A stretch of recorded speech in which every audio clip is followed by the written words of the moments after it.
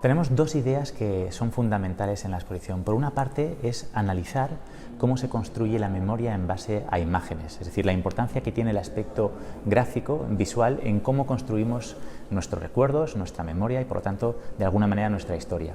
Y lo que hacemos en la exposición es analizar primero qué fuentes tenemos en el caso de Auschwitz y cómo se da la circunstancia de que la más importante y la que el público, sobre todo, conoce en mayor grado, es aquella que ha sido producida por los ojos, por las lentes de los perpetradores, en este caso de los alemanes, de los nazis.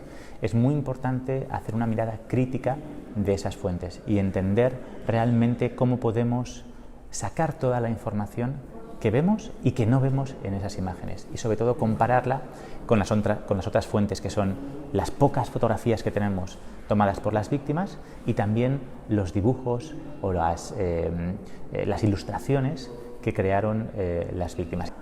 Lo interesante de esta exposición también es que tiene un cierto grado de flexibilidad, es decir, tenemos 5 áreas en que la gente, los visitantes, se van a poder mover, y habrá gente que quiera dedicarle más tiempo a un área y gente que quiera dedicarle más tiempo a otra, pero lo interesante es que tenemos esa flexibilidad. Y lo primero que vamos a encontrar, cualquier persona que se enfrente realmente a Auschwitz o al Holocausto, requiere tiempo y espacio. Aquí el tiempo y el espacio es relativamente limitado, pero lo que hacemos es una pequeña introducción sobre el concepto de ver Auschwitz, qué significa realmente ver Auschwitz, y explicar el contexto de lo que es el campo de concentración. Es importante conocer que Auschwitz al final es un destino. Cuando la gente piensa en las cámaras de gas, debemos de comprender que ese es el último de los pasos de un camino muy largo que comienza decenios atrás con políticas de odio y con lenguaje de odio y con antisemitismo. Entonces, Auschwitz es el destino final de todo un proceso, de toda una carretera construida en base a odio. Y esto es lo que primero hacemos en la exposición, que es reflexionar sobre el propio lugar físico, es decir, analizar Auschwitz como metáfora y como historia de un lugar en concreto. Conocer Auschwitz también implica para nosotros entender que es un campo construido en la Polonia ocupada por la Alemania nazi, es decir, es un campo nazi-alemán, y que en un primer lugar Auschwitz de alguna manera es como un lugar en busca de una misión. Se construye pensando en subyugar y en aterrorizar a la población polaca, y solo a partir de 1942 y por una serie de eventos se constituye en uno de los puntos clave donde se va a llevar a cabo el exterminio de la población judía europea. Y de hecho tenemos, por ejemplo, hay muchas imágenes, pero en esta sección tenemos un mapa que nos permite comprobar todos los puntos de donde salieron convoys con deportados judíos a Auschwitz, que es el corazón de Europa. Y es importante comprender, al fin y al cabo, que Auschwitz ocurrió no hace mucho y no muy lejos de donde nosotros nos encontramos hoy en día. Está a apenas 3-4 horas en avión de San Sebastián, y que forma parte de la sociedad moderna en la que vivimos. Esto ocurrió probablemente ocurrió en el siglo en el que la mayoría probablemente de nuestros visitantes hubieran nacido. No estamos hablando de historia antigua, sino de algo que realmente forma parte de la sociedad moderna e industrializada en la que vivimos. Tenemos ese plano donde vemos claramente cómo hay convoys que parten desde el norte de Europa, otros que parten desde el sur, otros desde el este y otros desde el oeste, y todos se concentran en este río prácticamente de sangre en el corazón de Europa y en este punto en el mapa que es Auschwitz. Y luego también tenemos una fotografía muy importante que nos muestra precisamente que Auschwitz es un destino de un proceso muy largo, y donde vemos a Himmler en una visita que hace en 1942 al campo para la construcción de una de las áreas específicas de trabajo forzado, que era Auschwitz III-Monowitz. Y vemos cómo está viendo un plano. Vemos cómo hay arquitectos que están implicados en la construcción de Auschwitz, y eso nos permite comprender que el genocidio es siempre un acto social. Nunca es la locura de una única persona o de un único grupo de locos. No son personas que vienen de otro planeta, sino que el genocidio requiere siempre de la complacencia, de la colaboración, de la participación más o menos activa de una gran parte de la sociedad. Y esta es también una de las reflexiones de la exposición: cómo fue posible que en una de las sociedades más tecnológica y culturalmente avanzadas de su época, como era la Alemania de los años 30 y 40, pudiera llevarse a cabo un genocidio como el que ocurrió. Probablemente la mayor fuente de imágenes que tengamos del interior del campo de Auschwitz es el álbum de Lili o el álbum de Auschwitz.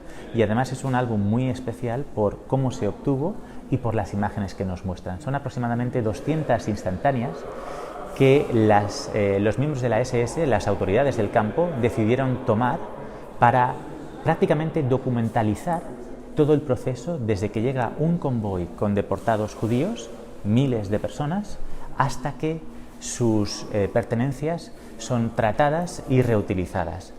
Y es casi un análisis forense de todo ese proceso. Vemos cómo llega el convoy. En este caso estamos hablando de la acción húngara que se llevó a cabo entre primavera y verano de 1944, en el que 400.000 personas, 400.000 miembros de la comunidad judía de Hungría fueron asesinados en Auschwitz. Y podemos ver cómo llega el tren, cómo llegan los convoys, cómo se paran en la plataforma de selección y cómo las personas bajan con sus pertenencias. El viaje en sí ya era, y esto se muestra en las fotografías, todo un reto para cualquier persona. Dependiendo de dónde venían, en el caso de Hungría podía durar aproximadamente de 3 a 5 días el viaje, en unas condiciones terroríficas, en las que un número muy elevado de personas tenían que estar en un mismo vagón sin agua, sin comida y sin acceso a lavabo.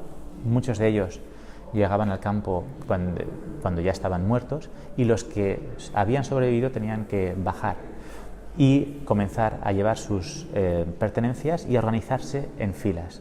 Y esto se ve en las fotografías como son parte de las SS y también parte de los miembros del Sonderkommando, que son prisioneros especiales, en su mayoría judíos, que son seleccionados por las SS para asistirles en todo el proceso de exterminio. Y están claramente, visualmente se les ve claramente porque llevan el conocido uniforme a rayas.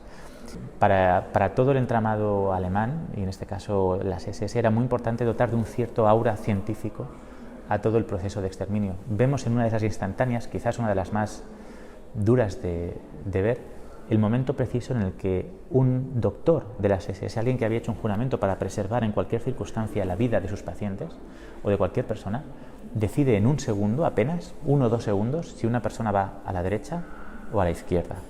Y ese punto, el punto de selección, que es único, no se da en ningún otro campo, porque Auschwitz es un campo de concentración, de exterminio y de trabajo forzado, es decir, necesitaban reclusos para el trabajo forzado, y también era un lugar donde se llevaba a cabo el exterminio judío. Y por eso se produce la selección. Y aquellas personas que son consideradas aptas, por su edad, por su físico, por sus capacidades, ingresan en el campo, y las otras directamente van a ir caminando a la cámara de gas. Y es ahí, en el punto de selección, donde realmente se produce el crimen, porque cuando llegan a la cámara de gas ya están condenados. Pero en ese preciso momento que recoge la instantánea, hay un ser humano que, sin poder para ello, decide si una persona en apenas segundos debe de vivir o debe de morir. Lo interesante en este caso de las deportaciones a Auschwitz es que eran familias enteras, y en su mayor parte las víctimas, aquellas que iban a las cámaras de gas, eran mujeres. El álbum de Lili, que es este álbum en el que los nazis deciden realmente documentar todo este proceso de exterminio, exceptuando el momento en el que las personas entran en los crematorios, que eran los edificios donde estaban las cámaras de gas, donde se desvestían y eran asesinados a través de Ciclón B. Y resulta increíble conocer la existencia de este álbum, porque es la fuente más importante y es la que realmente ha construido ese castillo de la memoria en el imaginario colectivo de lo que es Auschwitz visualmente, y sin embargo es un milagro que exista. Una de las personas que vemos en esas fotografías es Lili Jacob. Fue enviada a Auschwitz, deportada a Auschwitz dentro de la operación húngara, primavera-verano del 44. Por su edad y por su constitución física fue considerada apta para ingresar en el campo. Sobrevivió durante unos meses, y a medida que el ejército soviético iba avanzando, iba presionando al ejército alemán, estos llevaron a cabo lo que son conocidas como las marchas de la muerte, que es el traslado de los prisioneros que habían sobrevivido a campos del interior de Alemania. Lili fue llevada en estas marchas de la muerte a un campo que es Dora Mittelbau. Consiguió llegar hasta la primavera del 45, y cuando fue liberada estaba sumamente enferma y decidió entrar en una de los barracones de las SS y empezar a buscar desesperadamente una manta para abrigarse. Y en una de esas mantas encontró un álbum de fotografías, 200, con el título de Reasentamiento de la población judía en Auschwitz. Y empezando a hojearlo, se dio cuenta que esas fotografías habían sido tomadas el mismo día en que ella llegó al campo. Y empieza a identificar primero a familiares, a sus hermanos menores que fueron asesinados, a miembros de su comunidad, y finalmente se ve a ella en una fotografía que además es muy interesante porque, y esto es algo que nuevamente el fotógrafo no quiere mostrar, pero esta es una fotografía en la que se muestra a las mujeres que han sido consideradas aptas y cuyo cabello ha sido rapado y que han ingresado en el campo. Y podemos ver como muchas de ellas, a pesar de esa situación y del riesgo que probablemente suponía para su vida, deciden declinar la mirada en un gesto de tremenda dignidad. Y Lili es una de las que está en la primera fila. Entonces, resulta una historia increíble. Ni siquiera sabemos exactamente por qué deciden las autoridades del campo sacar este álbum, pero está claro por el ángulo y por la actitud de los soldados, que son conscientes de que están siendo fotografiados, y probablemente sea un intento de documentar un proceso sistemático y eficiente de exterminio de la población, probablemente para enviar a Berlín, y que por casualidades de la vida acaba en manos de una de las personas que es fotografiada y se convierte además en una prueba de precisamente lo que los nazis querían enterrar en la historia, que es el exterminio de la población judía. La otra fuente principal que tenemos, gráfica, visual, de Auschwitz es aquella que es producida por las víctimas. Y hay tres tipos. La primera es, como comentábamos, la del Sonderkommando. El Sonderkommando es el grupo de prisioneros, en su mayoría judíos, también hay polacos, que las SS seleccionan para asistirles en todo el proceso de exterminio. En un primer momento, el holocausto ocurre con lo que se conoce como el holocausto por balas. Había grupos especiales, escuadras de la muerte, de las SS, Einsatzgruppen se llamaban, que iban, a medida que el ejército alemán iba avanzando por territorio soviético, iban de pueblo en pueblo y recopilaban, juntaban a la población judía, las llevaban al exterior y eran asesinados a través de pistolas y de ametralladoras. Esto supuso un gran problema para Alemania, primero porque siempre había testigos.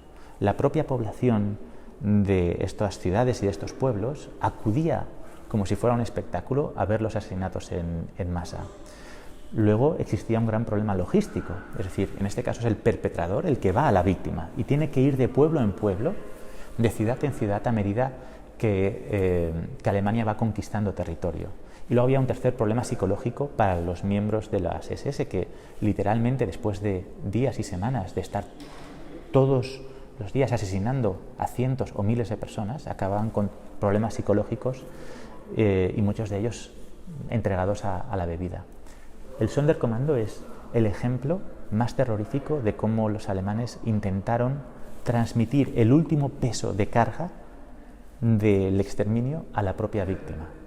En este caso, en su mayoría, a personas judías que tienen que asistir, como se muestra en el álbum de Lili, desde el momento que llegan los deportados hasta que, desgraciadamente, entran en las cámaras de gas y después tienen que trabajar con sus ropas, con sus pertenencias, con su cabello, con el oro que tuvieran en la dentadura, para poder proporcionarle ese material a Alemania. Estas personas, que vivían en unas condiciones muy distintas a las del resto del campo, no tenían problemas de comida o de pasar frío, tenían, como ellos dicen en el propio vídeo, su verdadero problema estaba en el alma. Cómo poder afrontar, de alguna manera participar, obligados y forzados por la SS, en el proceso de exterminio de su propia población. Y a pesar de eso, hubo personas en estos Sonderkommando que decidieron intentar avisar al mundo de lo que estaba ocurriendo. Hay un caso que es David Oller, que es un artista judío de origen polaco, que vivía en París, que además tiene la particularidad de que pasa por todas las fases de trabajo del Sonderkommando, desde asistir con la llegada de los vagones, llevarles al crematorio, comunicarles que debían de desvestirse y introducirles en la cámara de gas. Oller era un artista y a través de su pincel podemos ver realmente todo ese proceso que el álbum de Lili no nos muestra, que es lo que ocurre dentro del crematorio. Y luego, muy importante también, Oller consiguió sobrevivir y por lo tanto los dibujos son inmediatamente posteriores a la guerra, pero es lo más parecido que tenemos a una fotografía de lo que ocurre dentro del crematorio. Y luego hay miembros del Sonderkommando, ya en octubre del 44, que deciden hacer algo para intentar avisar al mundo de lo que allí estaba ocurriendo. Probablemente encontraron una cámara en los utensilios, en las pertenencias de las personas que llegaban en la operación húngara que vemos en el álbum de Lili. Y con esa cámara, un judío sefardí, de origen sefardí, de Salónica, Alberto Herrera, acompañado y ayudado por otras 2 personas, consigue sacar 4 fotografías, que son las únicas fotografías que tenemos de las víctimas, de la perspectiva de la víctima, sobre el proceso de exterminio. Y es la cara B de lo que nos muestra el álbum de Lili. Y vemos mucha más información de la que podemos observar en la fotografía. Hay 4 fotografías, la primera de ellas hierra en el objetivo y lo único que vemos es claramente una especie de sombra de árboles, pero no se ve nada más. Y eso nos permite comprender la situación de absoluta emergencia en la que él tiene que sacar la fotografía. Está a la altura de su ombligo y por lo tanto no puede realmente ver lo que está fotografiando.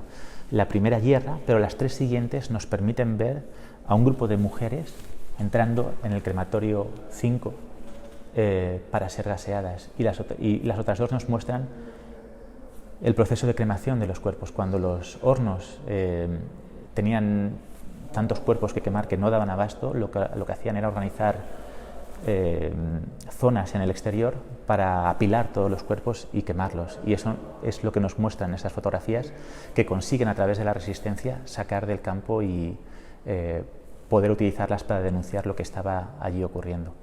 El crematorio 4 y 5 además es muy especial y lo hilo con lo que comentábamos al principio de la planificación. El crematorio 2 y 3 en Birkenau son edificios que son adaptados después de su construcción para albergar las cámaras de gas. El crematorio 4 y 5 son diseñados desde el papel para aplicar los conocimientos del crematorio 2 y 3 y producir un sistema de exterminio más eficiente. Es decir, hay un arquitecto que se ha sentado ante un papel en blanco, ordenado por un burócrata, un político o un ingeniero, para diseñar un edificio en el que se pudiera matar a cuantas más personas mejor en el mismo día y de la manera más eficiente.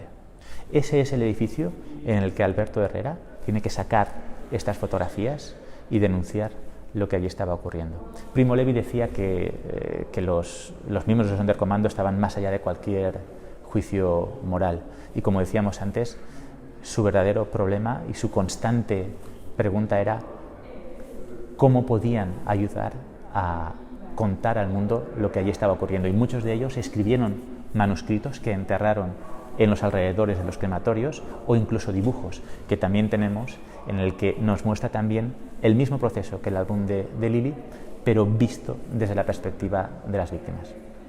En la siguiente sala lo que nos encontramos es una serie de fotografías que mantienen una conversación que creo que es muy interesante. Por un lado tenemos una pequeña conexión local con un deportado checo, judío, que fue enviado a Auschwitz y que desgraciadamente, y esa es parte de la historia, no podemos saber a ciencia cierta qué es lo que ocurrió con él y por qué hay una fotografía suya en su ficha policial con un pin de la Real Sociedad. Sabemos que la Real Sociedad viajó, hizo una gira europea en diferentes países y que jugó contra un equipo de la República Checa y que este equipo regresó a San Sebastián y que jugaron varios partidos de fútbol, entonces es probable que en algún momento se intercambiaran regalos, pero lo interesante de esta sala es cómo conversan fotografías tan dispares y tan distintas y tan chocantes. Por un lado tenemos lo que son conocidos como maxios, que son fichas policiales, donde nuevamente, son fotografías interesantes porque son fotografías tomadas por víctimas, pero forzadas por la SS. Y son las fotografías de aquellas personas que son ingresadas en el campo y de las cuales se quiere llevar un registro. Lo que nos permite también las maxios es contemplar el abanico de víctimas. Tenemos muchas mujeres, tenemos muchas personas que son judías, pero también hay otro grupo de víctimas en Auschwitz. Como comentábamos, al principio se creó el campo con la idea de aterrorizar y subyugar a la población polaca, pero también tenemos a la población, al genocidio de la población gitana. Más de 21.000 personas de esta etnia fueron exterminadas en Auschwitz. Podemos ver víctimas polacas, podemos ver prisioneros de guerra soviéticos. 15.000 de ellos ingresaron en Birkenau y la inmensa mayoría murieron. No se tiene apenas constancia de ningún superviviente prisionero soviético. Había testigos de Jehová, había homosexuales, había toda una gama de personas que la Alemania nazi consideró enemigos del Estado y que se ven representadas en estas fotografías. Y lo comparamos con lo que nosotros llamamos el mundo perdido, que son fotografías encontradas, 2.400 fotografías se encontraron en las distintas maletas que el público verá en las fotografías del álbum de Lili. ¿Por qué una persona decide, que sabe que va a ser deportada probablemente a un campo, decide llevar en su maleta fotografías de su familia, de su comunidad, de sus seres queridos? Esa es también una reflexión que nos ayuda a comprender la fortaleza visual de estas imágenes. Vemos el mundo anterior y vemos también un mundo perdido. Vemos una fotografía, ahora todos tenemos móviles y probablemente casi todos nos habremos hecho algún selfie. Hay una fotografía de una mujer, de una joven mujer judía con una cámara antigua haciéndose una especie de selfie de los años 30 utilizando un espejo. Vemos una boda, vemos a grupos ortodoxos religiosos, vemos a gente haciendo esquí, vemos a gente de excursión en un monte, vemos la vida normal de estas personas, vemos la cotidianidad de las víctimas. Y es muy interesante comparar estas fotografías con todas las otras que hemos visto, donde la lente nazi nos quiere borrar la humanidad de las víctimas. Y es también importante esa reflexión sobre el mundo perdido, porque quizás en nuestro país es complicado, porque la población judía, desgraciadamente, desde hace cientos de años es muy reducida, pero en Polonia o en otros países la población judía es un porcentaje muy importante de la población, y literalmente existe un vacío desde 1940-45 que todavía hoy no se ha llenado, y se ha perdido una diversidad cultural y humana que es irreparable. Es un mundo perdido, pero también nos interesaba mucho que nuestros visitantes recordaran a las víctimas como ellas se recordaban a sí mismas y no como los perpetradores querían verlas. Y luego todo esto lo comparamos finalmente con otro álbum que existe de Auschwitz, que es el álbum de Hocker, que es fotografías que toman miembros de la SS sobre su día a día en Auschwitz y sobre cómo deciden ir a Solehut, que es una casa de campo que está en las montañas a 30-40 kilómetros de Auschwitz, a pasar un fin de semana. Vemos a soldados, hombres y mujeres, que si sacáramos el contexto de la exposición, veríamos que no se distinguen mucho aparentemente de nosotros. Y eso nos permite hacernos esa pregunta, ¿no? ¿Cómo gente aparentemente normal, muchos de ellos tenían trabajos antes de la guerra muy normales, eran pasteleros, trabajaban empleados de banca, gente aparentemente normal es llevada por una ideología de odio hasta deshumanizar a aquel que viste, piensa, siente, reza diferente o ama diferente? Y cómo esa deshumanización del que es distinto les acaba permitiendo justificar su propia tarea, y como un día antes están participando en lo que vemos a través de los ojos del Sonderkommando y al día siguiente están sonriendo y tomando fresas y tomando el sol en Solehut. ¿Cómo eso es posible? Y esa es quizás la parte más terrorífica de toda esta historia, comprender que los perpetradores no son monstruos que vienen de otro planeta, sino que son personas movidas por una ideología de odio llevada al extremo y que justifica y permite la aniquilación del diferente. La parte final, y creo que hila un poco con el segundo concepto de la exposición, que es preguntarnos realmente qué es ver Auschwitz y qué hemos visto como sociedad desde el 45 en adelante sobre el campo. Y es la visión de los aliados, son las fotografías que toman los aliados, y hay una cosa que es muy impactante ya visualmente, y es la distancia. Todas estas fotografías, perpetradores y víctimas, son fotografías muy cercanas. La víctima o el elemento que queremos ver en la fotografía está muy cercano de la cámara. En el caso de los aliados, son fotografías tomadas desde aviones a miles de metros de distancia. Y esa distancia es significativa porque es realmente un ejemplo de cómo veían los aliados la cuestión del exterminio, con esa distancia.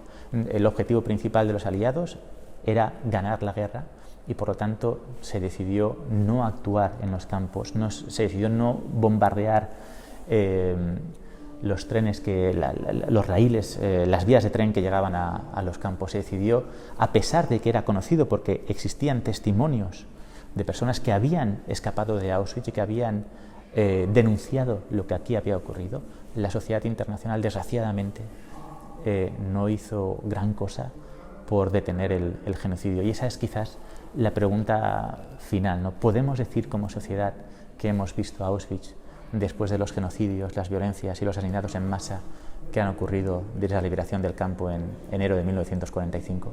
Estos vídeos y esta cita de Primo Levi nos permite comprender que aunque lo que estamos viendo aquí es historia, no es algo que sea lejano a nosotros y que, de hecho, desgraciadamente, los perpetradores han cambiado, los eslóganes han cambiado, incluso las víctimas se han ampliado, ahora hay todavía mayor foco de víctimas, pero el odio es el mismo. El odio es el caldo de cultivo que permite contemplar a otro ser humano como si fuera de otra especie, como si no fuera una persona igual que nosotros, y contemplar toda esa serie de genocidios y asesinatos que han ocurrido desde Camboya hasta Srebrenica hasta los más actuales, las matanzas más actuales en el norte de Irak, de los yazidíes, nos permite comprender cómo ese odio desgraciadamente continúa latente y continúa vivo, y cómo estas exposiciones y el trabajo que realizan distintos museos, asociaciones y todos los historiadores es importante. Comprender lo que ocurrió en Auschwitz es importante porque nos va a permitir sobre todo identificar aquellos signos de odio que pueden derivar tarde o temprano en asesinatos y en violencias masivas.